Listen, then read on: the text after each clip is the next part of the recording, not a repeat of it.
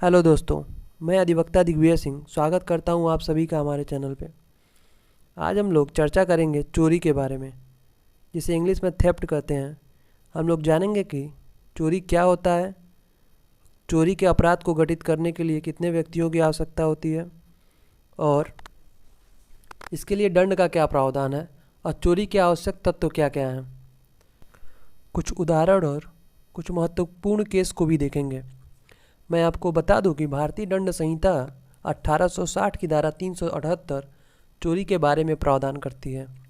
अब हम लोग देखेंगे कि भारतीय दंड संहिता की धारा 378 क्या प्रावधान करती है। Section 378, theft, whoever intending to take dishonestly any movable property out of the possession of any person without that person's consent moves that property in order to such taking is said to commit theft।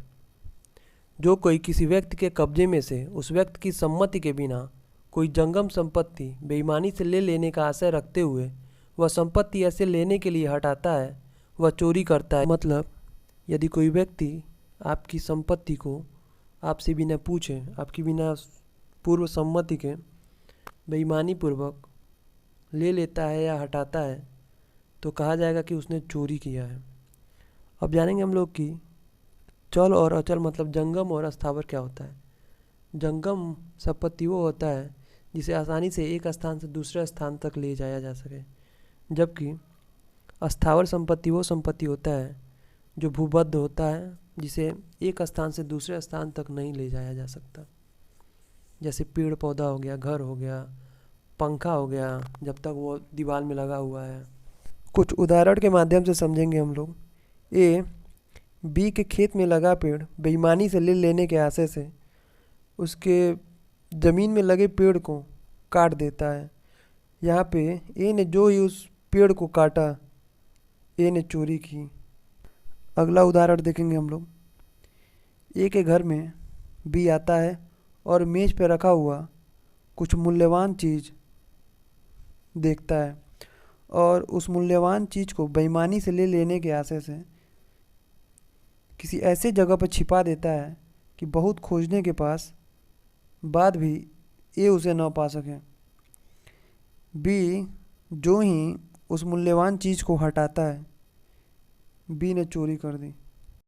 अब हम लोग जानेंगे कि चोरी के अपराध को घटित करने के लिए क्या क्या चीज़ का होना आवश्यक है।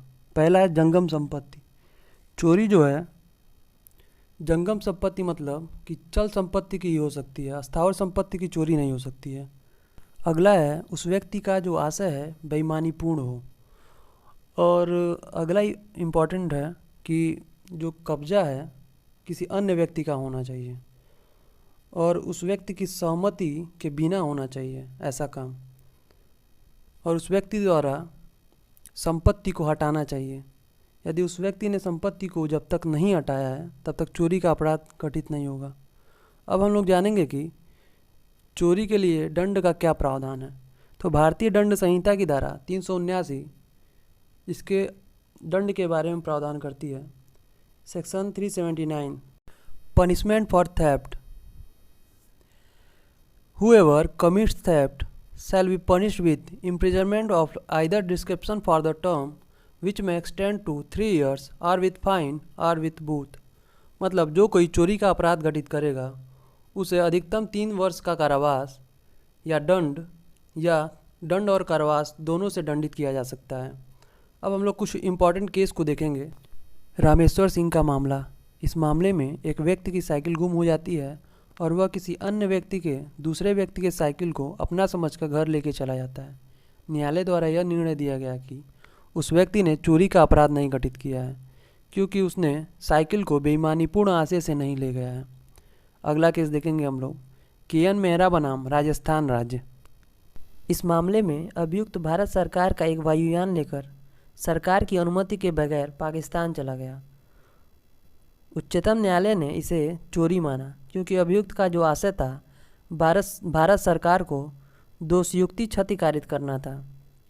थैंक यू दोस्तों। अगर वीडियो अच्छा लगा हो तो लाइक करें, चैनल को सब्सक्राइब करें और अपने दोस्तों को शेयर करें।